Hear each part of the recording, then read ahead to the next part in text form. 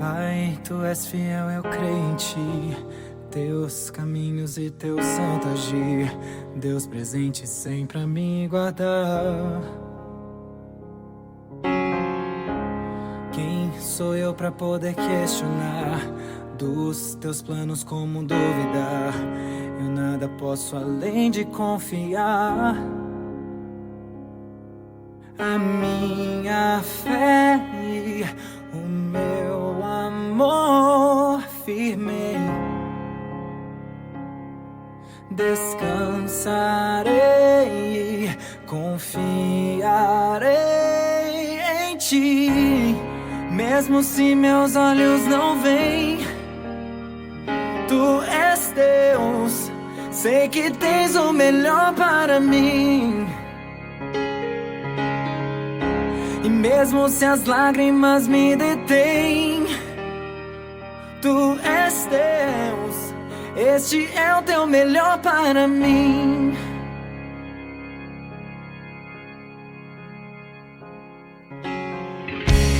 Pai, me ensina a Te enxergar, a crer que no controle Tu estás, e o sofrimento nunca é em vão. Essa eternidade vive em mim, certeza de que não perecerei no fim, a esperança em meu coração. Pois nada foge dos planos Teu, Senhor. Descansarei,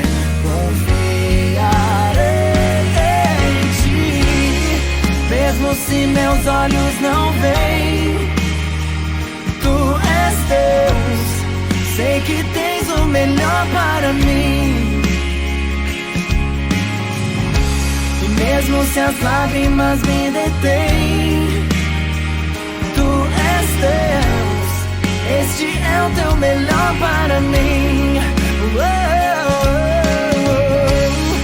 Mesmo se o sol parar de brilhar, se a chuva não fizer brotar, se meu plano se arruinar,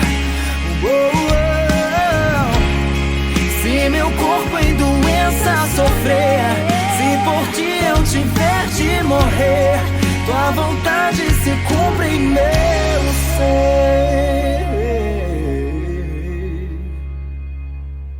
A minha fé e o meu amor firmei,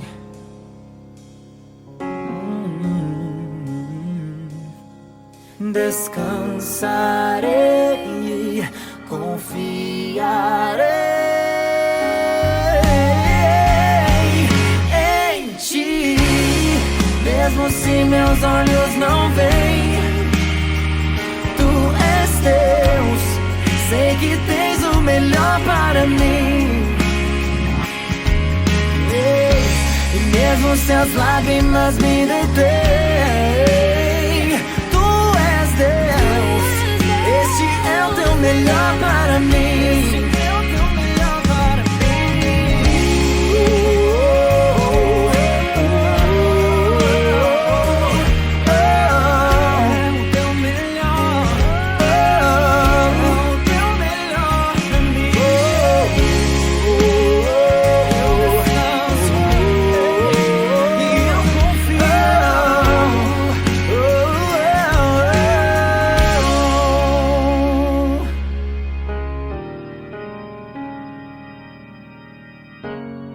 Viverei Teu melhor para mim.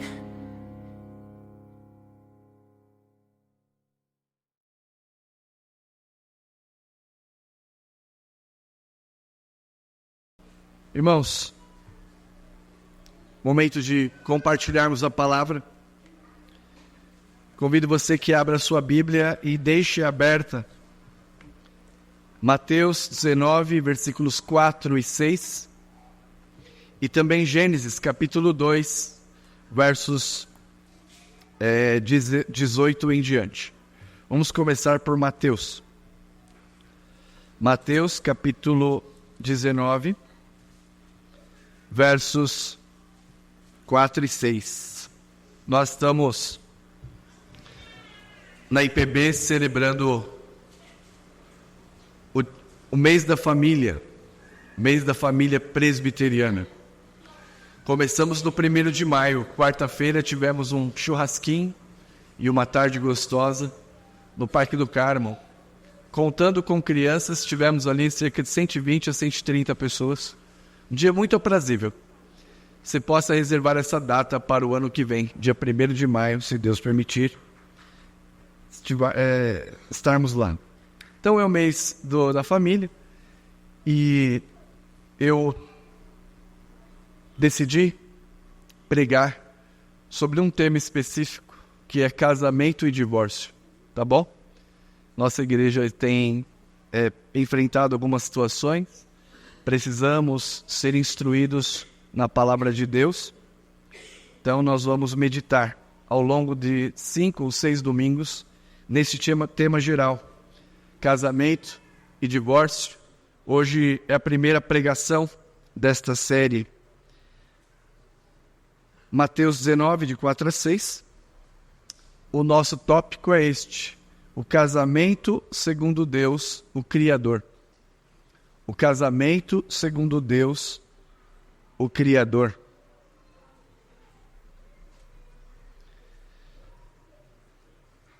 Deixa eu ler a palavra com vocês. Eu lerei a partir do verso 3. Vieram a ele alguns fariseus e o experimentavam, perguntando: é lícito ao marido repudiar a sua mulher por qualquer motivo?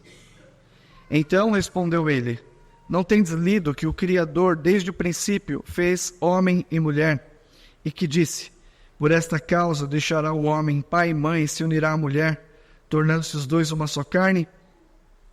Verso 6. De modo que já não são mais dois, porém uma só carne. Portanto, o que Deus ajuntou, não separe o homem. Agora, abra sua Bíblia no livro de Gênesis, capítulo 2, versos 18 a 24, que é a passagem que Jesus se refere.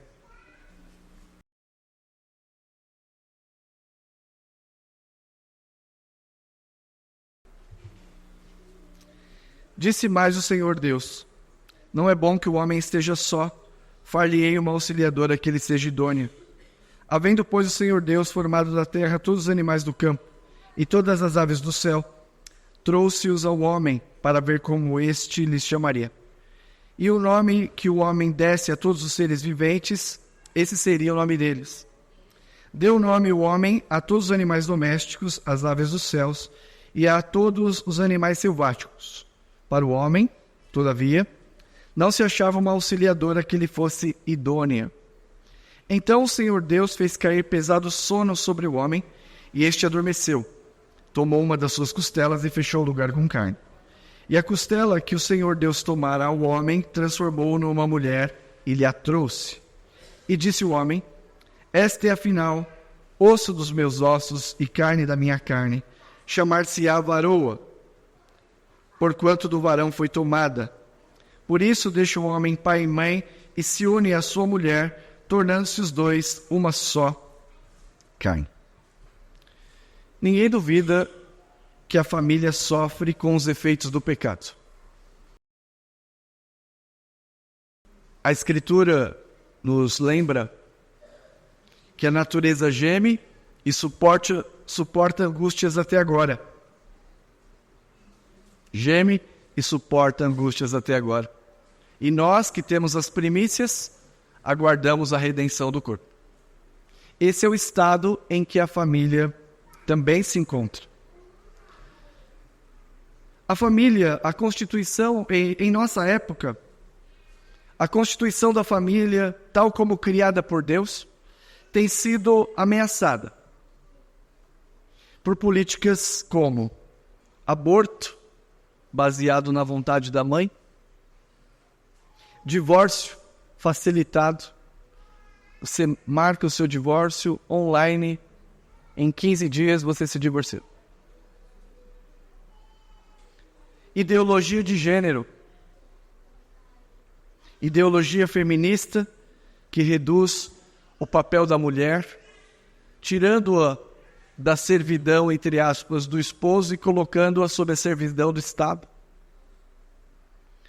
A redução da dignidade humana ao animal. Não existe pai e mãe de pet. Mas é assim que a família tem sido tratada.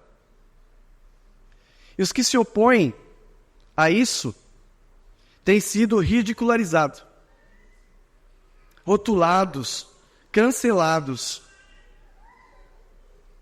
Contudo, é fundamental que você mantenha o senso comum para distinguir o óbvio e também mantenha a fé na palavra de Deus, que é inspirada, infalível e inerrante. O foco da pregação de hoje não será o divórcio, que é o foco de Jesus, mas a reafirmação da doutrina do casamento original, com as seguintes características. O casamento original é heterossexual, monogâmico e duradouro. Este é o objetivo da mensagem de hoje.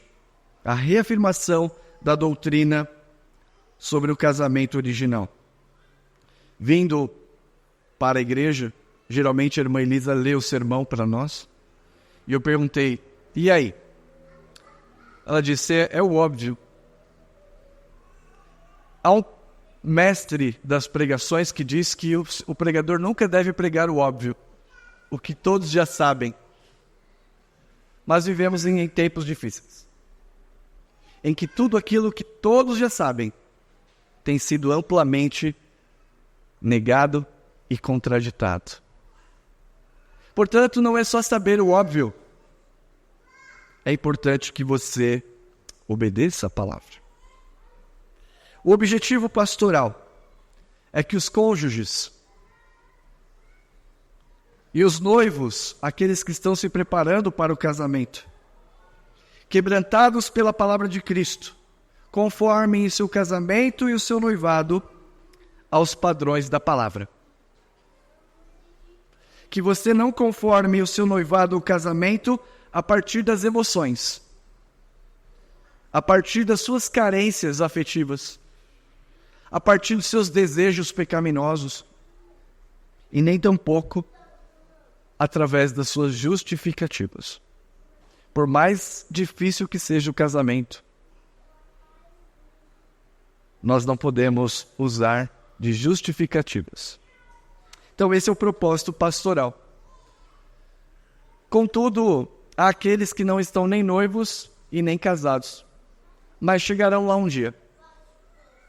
E há um tópico aqui sensível a respeito do lugar do sexo dentro da estrutura deste casamento segundo o Criador.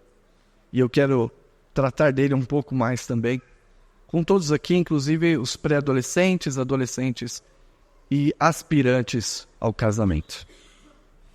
Temos diante de nós os fariseus, versículo 3. Vieram a ele alguns fariseus e o experimentavam, perguntando, é lícito ao marido repudiar a sua mulher por qualquer motivo? Os fariseus desejavam apanhar Jesus em um erro. Perguntam sobre o casamento. É lícito divorciar-se por qualquer motivo? Então, Jesus responde, que é o texto que examinaremos hoje, não é lícito. Jesus contraria a banalização do divórcio ilícito, que era comum a essa época entre alguns fariseus. Divorciavam-se por qualquer motivo, por qualquer justificativa. Jesus os contraria e protege o casamento de divórcios ilícitos. Então, a partir daqui, versículos 4 a 6, eu quero tratar com os irmãos 3 tópicos, 3 pontos sobre o casamento segundo Deus. E o primeiro, como eu havia anunciado, é que o casamento segundo Deus é heterossexual. O Criador fez homem para mulher. Fez o homem para mulher. Diz o texto, Então respondeu ele: não tendes lido que o Criador, desde o princípio, fez homem e mulher? O Criador fez é significativo. No relato da criação, deduzimos uma estrutura dada por Deus e uma direção. A estrutura, irmãos, diz respeito às leis e ordem imutáveis. E a direção diz respeito ao propósito. Cada coisa criada no universo, desde as mais complexas até seu casamento, deve cumprir o propósito que Deus estabeleceu. E ele disse na criação: eis que era tudo muito bom. Ou seja, cumpria o propósito para o qual foi estabelecido. Sendo assim, irmãos, ser macho e fêmea, ser a imagem e semelhança de Deus, unir-se em casamento, homem e mulher, gerar filhos pelo sexo, governar, são estruturas que Deus criou. E a estrutura é imutável. Por mais que o homem, na sua vã imaginação, procure destruir essas coisas, Deus as criou e as mantém. Jesus, aqui, primeira coisa que eu destaco, é como ele recorre à palavra de Deus para assuntos referentes ao casamento e divórcio, citando o livro do Gênesis. Hoje em dia, infelizmente, cristãos procuram ajuda em todos os lugares, podcasts, fontes, fora da palavra de Deus. Quando, na verdade, a Bíblia é um livro autoritativo para regular os nossos casamentos e noivados. Jesus não recorreu à psicologia, nem à sociologia, nem à história, nem à religião comparada. Vamos ver como as culturas têm aí seus casamentos. Nem à antropologia e nem à política. Quando eles perguntam sobre o divórcio, sobre a separação entre homem e mulher de maneira ilícita, Jesus os leva ao livro do Gênesis. O Criador fez o homem para a mulher, e o meu primeiro ponto nesse aqui é que a palavra de Deus tem autoridade sobre assuntos do casamento. E se você quer saber como encaminhar o seu lar, procure nela. Nosso Senhor usa como referência o Criador e a criação. Deus criou o homem e a mulher, macho e fêmea. A palavra hebraica é ish, isha. Ish para homem, isha para mulher. Ish quer dizer pontiagudo e isha quer dizer uma abertura. Vocês já viram na parte elétrica macho e fêmea? É este o significado aqui. Anatomia humana, biologia, que é amplamente negada de forma ridícula contra o senso comum. Deus fez macho e fêmea. Isso que eu falo para o Stefano: tu é macho. Ele está aprendendo. Sou macho, papai, peludo. Não precisa fazer isso, porque ele naturalmente, segundo Deus, fará. Mas diante das circunstâncias que vivemos, assim, irmãos, o homossexualismo e todas as versões derivadas desse pecado são exemplos fracassados da perversão da sexualidade original. Uma sexualidade imposta. Ou você nasce homem ou mulher. Não nasce uma outra coisa. Porque é estrutural. Por mais que o homem tente tergiversar, argumentar e justificar a sua depravação sexual, a sua perversão da sexualidade original, todas as versões que fogem dessa estrutura são exemplos fracassados e nada podem contra a natureza de Deus. O propósito de Deus com a criação do homem e da mulher é funcional. Ambos cumprem seus papéis adequadamente para a glória de Deus e felicidade mútua. A relação entre macho e fêmea demonstra isso. Lemos no livro de Gênesis: não é bom que o homem esteja só. Deus criou todas as coisas e disse que era muito bom, mas para o homem, para a solidão, ele disse: não é bom. Por quê? Porque o homem foi criado para funcionar com a mulher em conjugação. O homem solitário ou a mulher solitária não cumpre essa finalidade. O propósito de criar o homem foi uni-lo à sua semelhante e idêntica. O homem não foi para a zebra. O homem não foi para o macaco. O homem não foi para a girafa e disse: esta é carne da minha carne, ossos dos meus ossos. Ele não encontra identidade se não for no seu semelhante. Deus criou homem e mulher para uni-los somente entre idênticos. O casamento que foge deste paradigma, que é a intenção hoje, pedofilia, zoofilia. Vocês vão ver sobre isso daqui a pouco. Porque primeiro você se torna mãe de pet, pai de pet. Depois você se torna marido de pet. Esse é o passo. Enquanto, irmãos, o casamento fugir desse paradigma, ele pode até ser legitimado por um cartório. E os cartórios carimbam hoje casamentos estranhos a essa estrutura, mas nunca será aprovado por Deus. Esse é meu primeiro ponto. E Jesus retoma: o Criador fez homem e mulher, e funcionalmente homem para mulher. A solidão é uma exceção à regra. Em segundo lugar, versículo 5. E que disse: por esta causa deixará o homem pai e mãe, se unirá à mulher, tornando-se os dois uma só carne. Segundo ponto sobre o casamento segundo Deus, o Criador, é este: homem e a mulher formam outra família. E aqui o termo é monogâmico. Saiu uma revista da USP esta semana sobre a tendência, em área da sociologia, a tendência dos jovens à agamia. É só uma palavra bonita para a mesma coisa de sempre.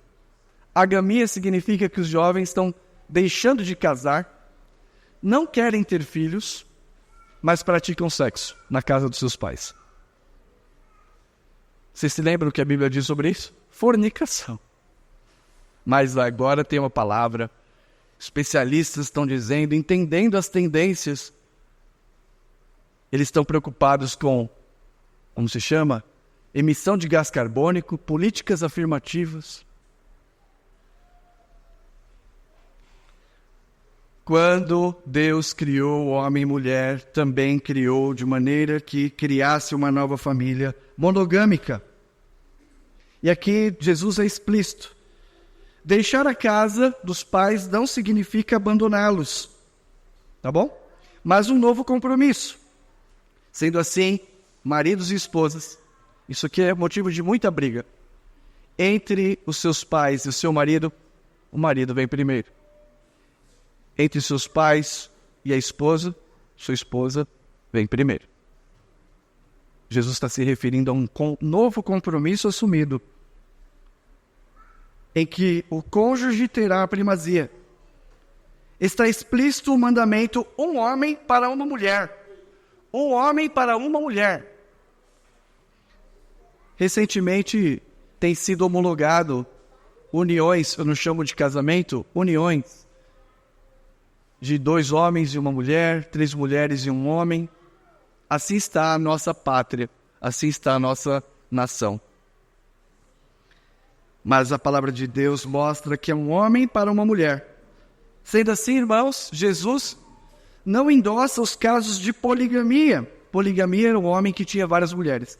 Jesus não endossa os casos de poligamia do Antigo Testamento, tolerados temporariamente pela dureza do coração. O que Jesus faz é retomar o projeto original. Casamento que foi criado Isha e Ish, homem, mulher, um Adão para uma Eva. Aqueles que querem justificar socialmente, relativizando o casamento, falando em outras culturas acontece assim, Jesus corta todos esses casos e vai lá para o começo e diz: é assim que Deus fez. É assim que deve ser. Se unirá a mulher, tornando-se os dois uma só carne. O casamento é vital. Preste atenção, que coisa linda. Forma uma unidade na diversidade. Eu e Elisa somos um. Mas nós não somos pessoas, uma única pessoa. Nós nos tornamos uma natureza, mas duas pessoas diferentes. Você se lembra o que acontece? Onde acontece isso? Na Trindade. O casamento é um relacionamento análogo à da excelsa Trindade. Eu e ela somos um, mas somos diferentes, diversos. Não tem como separar mais. A não ser, no nosso caso, o laço de morte. Paulo registra, por isso, porque somos unidos de maneira vital, o seguinte: que o marido deve cuidar da sua esposa como cuida da própria carne. Por quê? Porque as duas metades se tornam um inteiro, sem divisão. Sem divisão. E ele diz: ninguém odiou a própria carne. Então, homem e mulher, unem-se em casamento, tornando-se uma só carne. Na mesma essência, da mesma substância, mas pessoas diferentes. Assim, cumpre o propósito e a estrutura que Deus deu.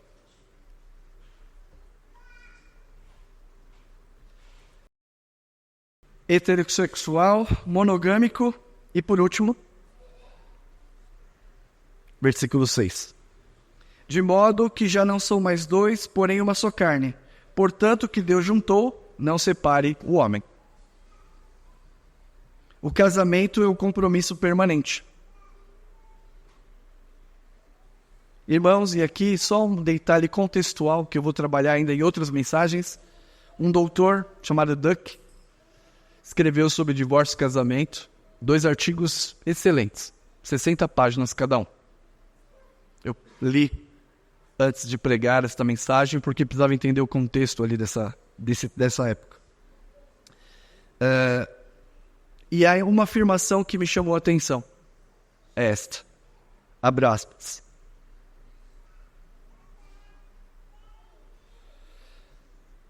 Dizer não ao divórcio ilícito foi uma das características mais marcantes do cristianismo. Fecha aspas. Dentro de um caldeirão cultural, de uma série de casos diferentes, em que cada um tinha um ponto de vista, o cristianismo causou o impacto ao dizer não ao divórcio ilícito. E isto é uma característica do cristianismo primitivo. Lemos aqui que Deus uniu, não separe o homem. Não é verdade? O que Deus juntou, não separe o homem. O que significa a expressão que Deus juntou, não separe o homem? Note que é diferente de dizer aqueles a quem Deus uniu. O que Deus ajuntou é diferente de ler aqueles a quem Deus uniu. Portanto, o que significa isso? Jesus está se referindo apenas: não desfaça o laço matrimonial criado por Deus. Este é o significado. Não desfaça o laço matrimonial criado por Deus.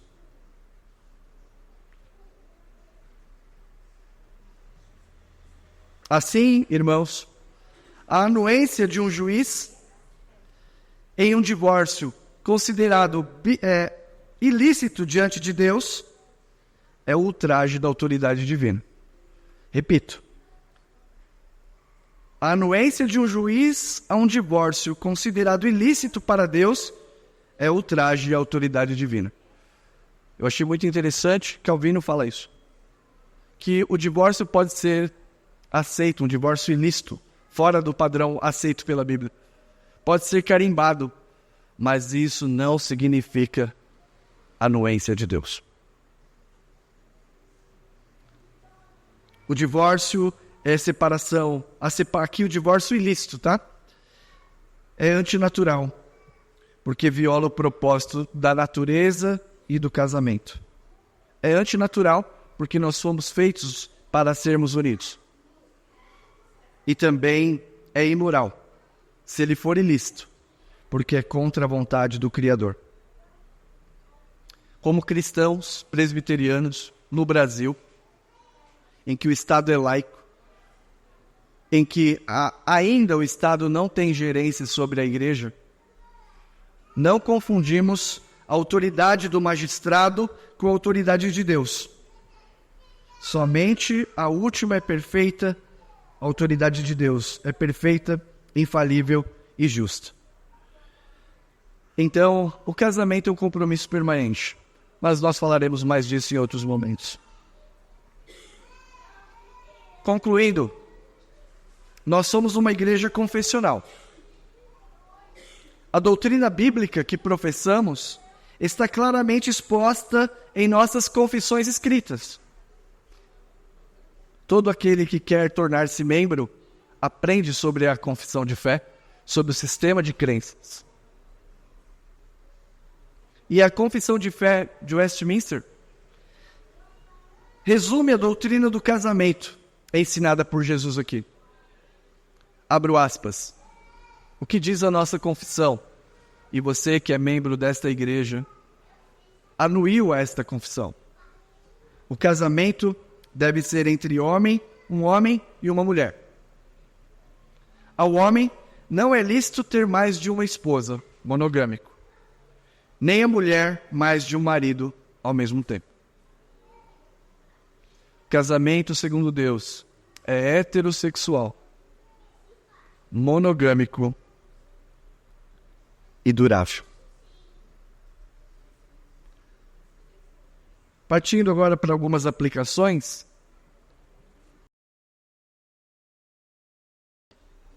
A história do casamento, nas sociedades antigas e modernas, advoga em favor da fluidez moral. Se você pegar a história do casamento e como cada sociedade a pratica, você verá que em todas elas, divórcio não tem a ver com pecado. Mas quando nós olhamos para a palavra de Deus, nós vemos que há sim divórcios ilícitos, incompatíveis com a doutrina da palavra. Então, se olharmos para a história, tem esta fluidez moral e relativismo cultural. Você vai encontrar isso. Cada um vê o casamento de uma forma.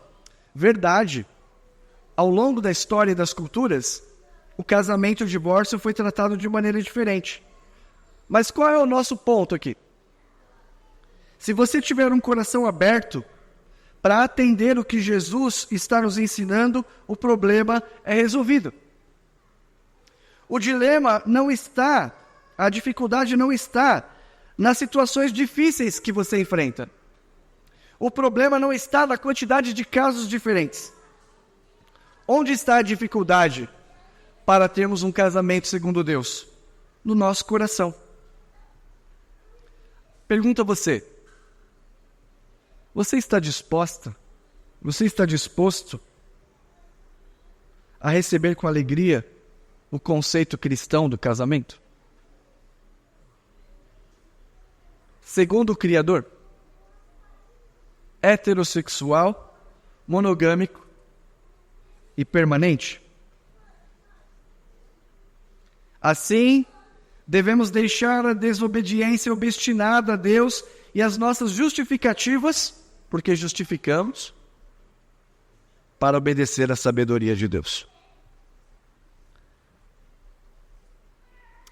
Resumindo esta pequena introdução às aplicações, não é a complexidade dos casos e nem a situação que você vive que determinará a sua reação a manter ou não o seu casamento, mas se você está disposto a obedecer o Senhor e a sua palavra.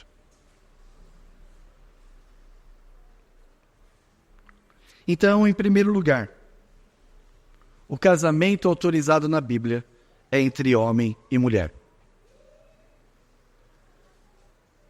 O casamento autorizado na Bíblia é entre homem e mulher. Uma constatação acessível ao senso comum, mas atualmente repudiada. Senso comum significa, se você olhar, sentir, ver e perceber, qualquer um sabe que é entre homem e mulher, somente. Deus, o Criador, fez homem e mulher. Então, não há como nós aceitarmos ideologia de gênero e afins. É incompatível com a doutrina da palavra. Segundo, ter outra pessoa enquanto está casado é adultério. E ainda é mais grave, se o seu divórcio é ilícito, você se divorciou ilicitamente, juntou-se a outra pessoa, não é só o divórcio, mas também adultério. Ou seja, Deus recrimina a infidelidade conjugal. O fato de nós crermos que é entre o homem e uma mulher tem essas duas implicações. Contra a ideologia de gênero e qualquer tipo de derivado. E também contra a infidelidade conjugal. Vocês se lembram da música de um compositor muito cantada na sessão da tarde, em que ele diz: consideramos justa toda forma de amor. Essa música é do Lulu Santos. Há anos está sendo cantado isso. Consideramos justa toda forma de amor. Os homens podem considerar justa. Deus condena.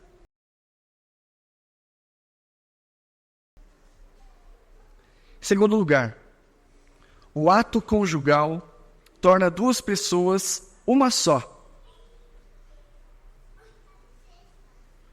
O ato conjugal torna duas pessoas uma só. O que significa dizer que o ambiente correto para o sexo é o casamento. O ambiente correto para o sexo é o casamento. A conjunção carnal configura o casamento perante Deus. E isso pode ser desfrutado licitamente no compromisso selado entre as partes. Fora do casamento, o sexo perverte-se. Fora do casamento, a finalidade do sexo é pervertida. O casamento fora do sexo, o sexo fora do casamento, não é agamia, é fornicação. E assim, irmãos, o fato da prática da libertinagem, a libertinagem, que é a prática do sexo sem limite, a banalização do sexo nos lixos rítmicos, funk, acesso à pornografia, acesso à pornografia, internet, deturpação, consumo, banalização do ato sexual. Tem sido assim.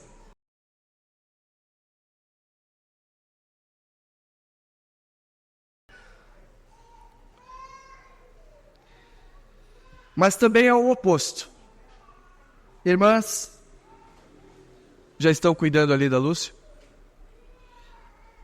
Se por um lado o ambiente correto para o sexo é o casamento, um alerta aos cônjuges, aqueles que se casam. Infelizmente, há cônjuges que menosprezam o compromisso da prática sexual em seus casamentos. Só que o casamento, isso se torna um dever de ambos. Então, longo tempo sem o ato, segundo Deus, também deve ser repensado. Para evitar pecados, para evitar infidelidade. Cuidem disso. E por último, ainda, o casamento é um compromisso permanente. Já vimos isso. Fundamentado na criação, não pode ser reduzido quando você quebra a aliança. Eu quebro a aliança no meu casamento com a Elisa? Sim. E ela quebra? Sim. E vocês quebram a aliança de um com o outro? Sim. Nós não conseguimos. No entanto, essa quebra não invalida a firmeza com a qual nós somos ligados. Muitas vezes se desvaloriza o compromisso, porque você perdeu de vista o referencial bíblico. Você ouve o psicólogo, ouve o podcast, ouve seus sentimentos.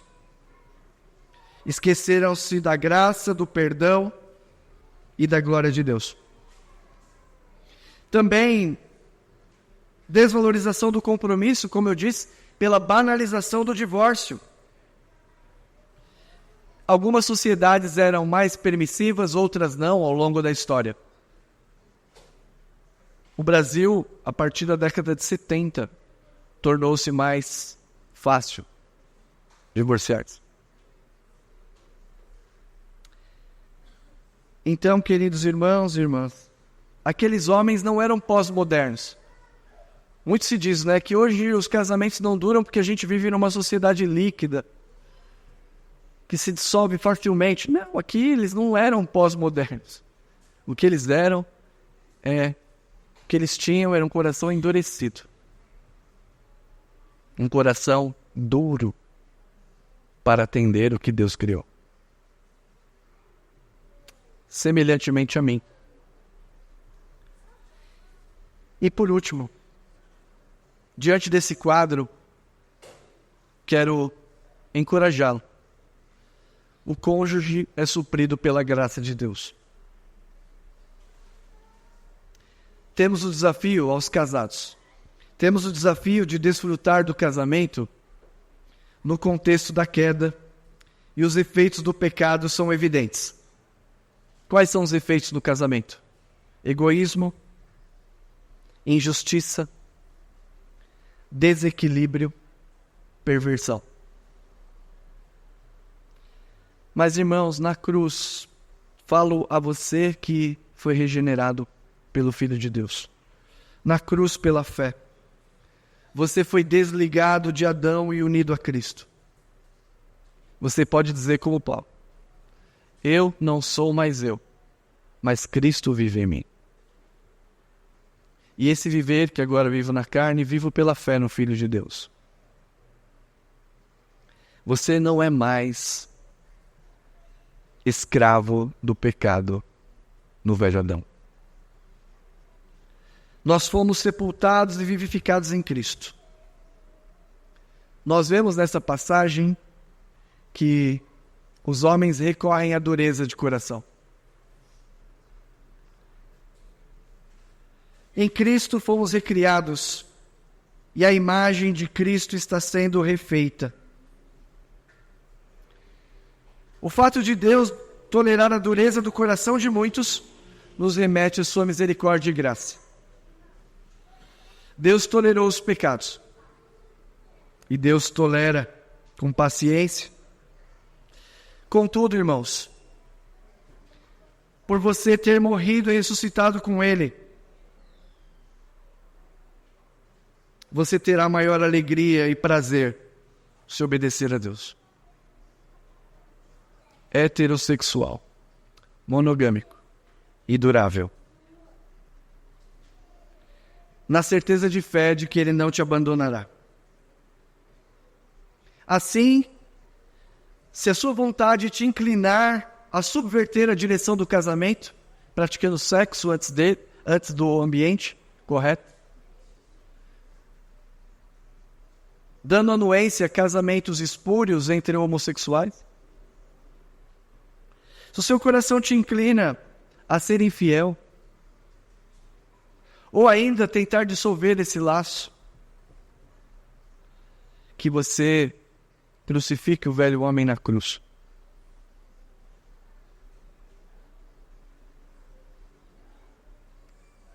Quem vem após mim, negue a si mesmo. Tome sua cruz e siga-me. Você será muito mais feliz se obedecer e crer na estrutura que Deus criou para o casamento. Que Deus os ajude. Amém.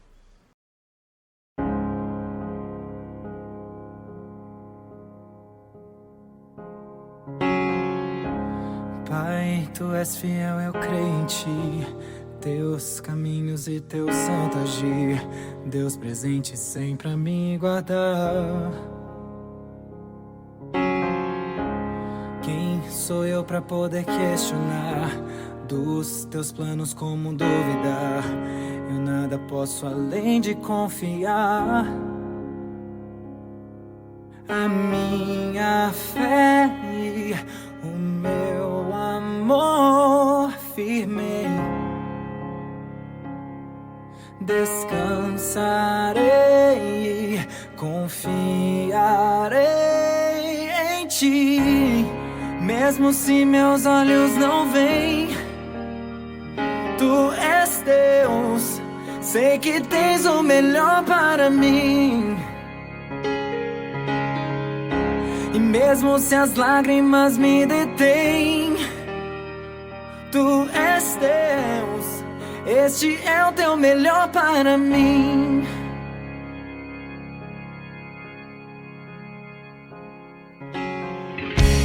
Pai, me ensina a Te enxergar, a crer que no controle Tu estás, e o sofrimento nunca é em vão. És eternidade, vive em mim, certeza de que não perecerei no fim. A esperança em meu coração, pois nada foge dos planos Teus, Senhor. Descansarei, confiarei em Ti. Mesmo se meus olhos não veem, Tu és Deus. Sei que tens o melhor para mim.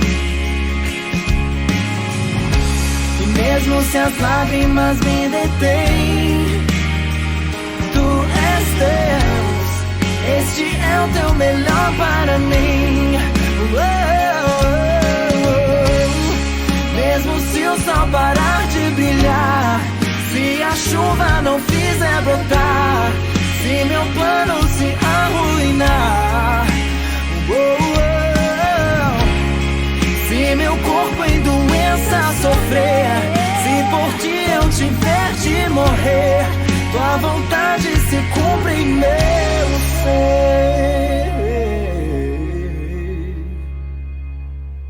A minha fé e o meu amor firmei.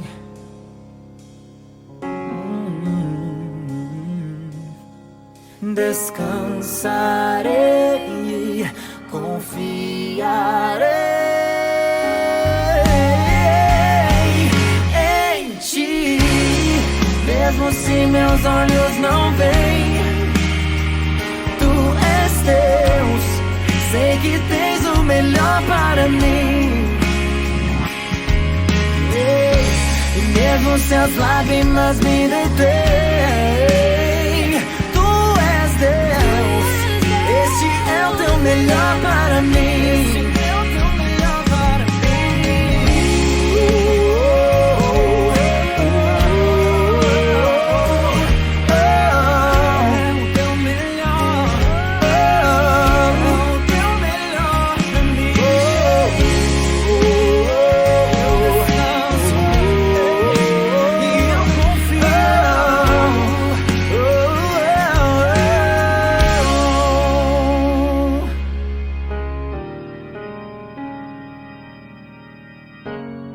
Viverei teu melhor para mim.